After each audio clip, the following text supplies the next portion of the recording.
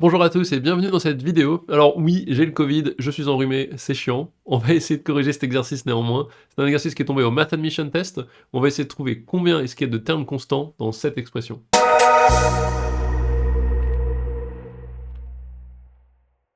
Alors pour être précis, on va un peu analyser cet énoncé comme d'habitude. Donc si l'expression x plus 1 plus 1 sur x est parfaitement développée terme à terme, et que tous les termes qui sont similaires, le like terms, donc les termes communs, en gros c'est en termes de puissance de x si vous voulez, sont mis ensemble, collected together, il y a un terme indépendant de x.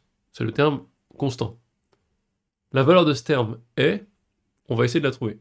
Donc, petit rappel sur les puissances supérieures à 2, disons, pour les expressions à développer. Donc vous avez, pour une puissance 2, a plus b au carré, a moins b au carré, les identités remarquables de troisième seconde, très bien. À la limite, des fois au lycée, vous pouvez connaître par cœur a plus b au cube, c'est a cube plus 3a carré b plus 3ab carré plus b cube. Mais sinon, il faut aller appeler la formule de Newton en terminale, peut-être en première si les profs s'amusent à le faire.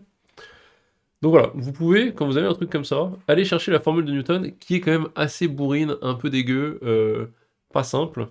Honnêtement, je l'applique jamais. La meilleure technique, c'est de faire la version un peu simplifiée, qui est la technique du triangle de Pascal.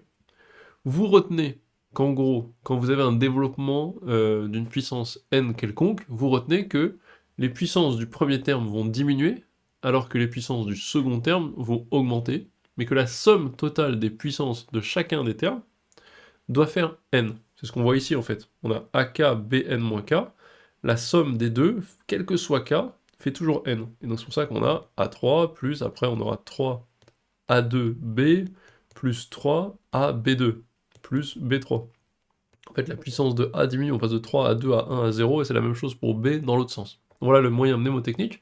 Vous combinez ça avec le triangle de Pascal, et vous avez les termes devant les puissances. Donc vous avez les puissances qui sont croissantes en A, décroissantes en B, qui valent toujours n quand on les somme. Voilà. Et vous avez les termes devant chaque... enfin, les coefficients devant chaque terme, qui fonctionnent selon la règle du triangle de Pascal.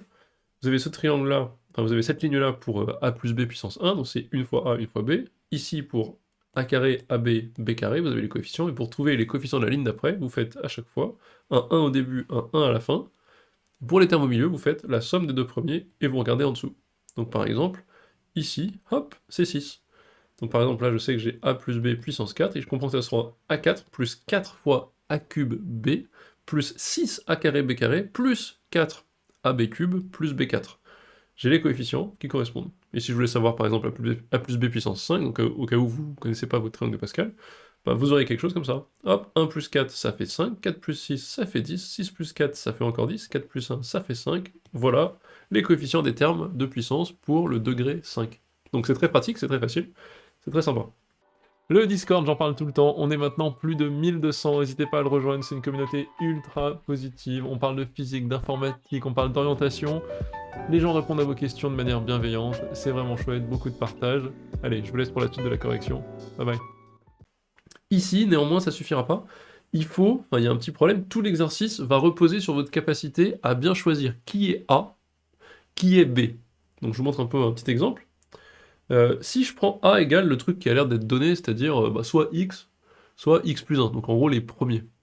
Si j'ai x plus 1 qui est mon A et ça qui est mon B, je vais avoir des termes en A cube fois B, des x plus 1 au cube fois 1 sur x. Je l'ai résumé ici, c'est galère. En gros, c'est la galère, c'est pas très clair, c'est pas très pratique. Ce qui est bien, j'ai remarqué, enfin parce que j'y ai pensé tout de suite, ça peut aider, mais en tout cas je vous le montre maintenant si vous l'avez jamais rencontré, c'est d'avoir déjà rencontré cette expression-là. Si dans votre carrière de mathématicien, dans vos exercices que vous faites en bonus le soir entre 19h et minuit, vous avez déjà rencontré ce genre d'expression, ça va vous aider pour cet exo. Pourquoi? Parce que cette expression, x plus 1 sur x, quand on la met au carré, donc je fais un truc très simple, combien elle vaut? Elle vaut x carré, plus 2 fois a fois b, plus 1 sur x au carré. Mais 2 fois a fois b, ça a le bon goût d'avoir des x qui dégagent. Donc en gros, on a une constante ici. Les deux là se goupillent vachement bien pour le terme ab. Et donc on sait que quand on a du x et du 1 sur x, en fait plein de fois ils vont pouvoir un peu se mélanger, ça va arriver, ça va être cool. Dès qu'ils vont avoir une puissance commune, genre x3, 1 sur x3, ou x6, 1 sur x6, j'en sais rien, ça va se dégager. Peut-être que ça va pas arriver tout le temps, mais ça risque d'arriver, ça peut être pratique. Et donc, sachant ça, tout de suite, ça me guide pour bien commencer l'exercice. Vous allez me dire, ah mais c'est pas juste, moi je savais pas, donc j'ai commencé avec le premier truc qui me venait, j'ai galéré, j'ai pas réussi, bah ouais, je suis désolé. Si vous commencez à tout développer, tous les termes, en partant mal, vous allez prendre des heures, vous allez pas être efficace. Vous allez y arriver, hein, mais pour être rapide, c'est vrai, enfin, j'ai essayé de réfléchir un peu, tout de suite, moi c'est venu le choix de mon A et de mon B, donc le choix de mon A et de mon B, ça va être A égale X plus 1 sur X et B égale 1. Donc comment on sépare ça, donc on met ces deux-là ensemble et on met celui-là tout seul. C'est vrai que ça m'est venu, j'ai été chercher dans pourquoi ce réflexe, ça m'est venu parce que j'ai déjà rencontré ce truc-là dans plein d'exos. Et je sais que ça se combine bien, donc malheureusement il y a un peu l'importance de l'expérience. Après, vous passez ce concours du Mass Admission Test en terminale, donc vous avez le temps de... Normalement vous avez fait seconde, première, si vous êtes un peu matheux, vous avez déjà rencontré des choses. Au pire, ben voilà, ça fait partie de vos révisions, je vous le dis. Mais c'est vrai que c'est l'expérience qui a aidé, j'ai pas trouvé d'autres méthodes plus efficaces. Dites-moi en commentaire, hein, il y a sûrement peut-être des moyens qui m'échappent ou qui sont pas évidents pour moi. Mais en tout cas, voilà, moi c'est la méthode la plus efficace, et comment j'y ai pensé, déjà rencontré, je sais que ça va se goupiller, vous voyez la logique, voilà. Et donc qu'est-ce qu'on fait? Parce qu'on est quand même pas, on n'est pas rendu, hein, c'est pas encore fini. On dit donc qu'on met les termes comme ça, et on va faire notre développement 1, 4, 6, 4, 1 de Pascal, donc une fois le premier terme puissance 4, plus 4 fois puissance 3 fois puissance 1, et l'avantage d'avoir 1 ici, c'est que le 1 en puissance 0, 1, 2, 3 ou 4, m'en fous, c'est toujours 1. Donc c'est un avantage vraiment non négligeable. Je vais avoir, donc x plus 1 sur x puissance 4, plus 4 fois ce truc au cube, plus 6 fois le truc au carré, hop, déjà montré là-haut, plus 4 fois lui-même, plus 1. Et donc en fait, je vais me rendre compte que dans les puissances impaires, ça va pas trop marcher. C'est-à-dire qu'en fait, il y aura pas, c'est le truc dont il faut se rendre compte très vite, il y aura pas de terme où le x et le 1 sur x vont se compenser.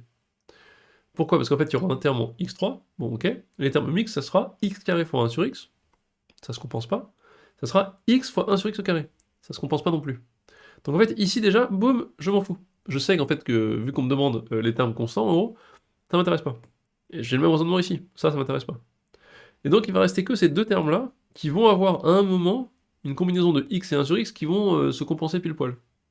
Et donc en fait, je développe pas grand-chose. Tout ce que je développe, c'est cette expression, et après, je réfléchis, et j'ai plus trop de calcul.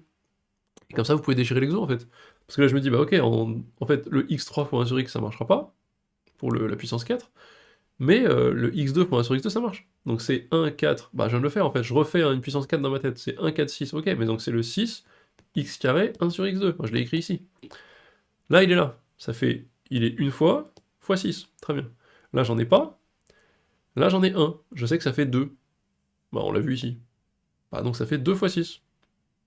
Bah 2 fois 6 ça va faire 12, bah là c'est 2 donc fois 6, alors là c'est l'erreur fatale, hein, ça vous tue si vous le zappez, et là pareil j'ai 1 à la fin.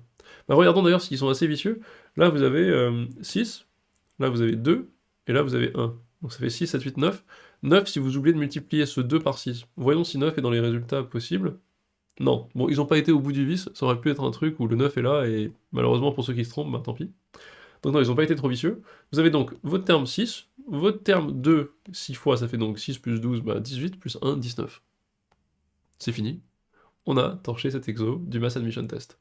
Donc, pas trop dur quand je vous le corrige, mais ça peut devenir un enfer si vous partez sur une mauvaise piste. C'est pour ça que j'ai voulu vous montrer un petit peu cette méthode, vous rappeler un peu le binôme de Newton, et j'espère que ça vous a aidé et que ça vous a inspiré. Allez, à la prochaine!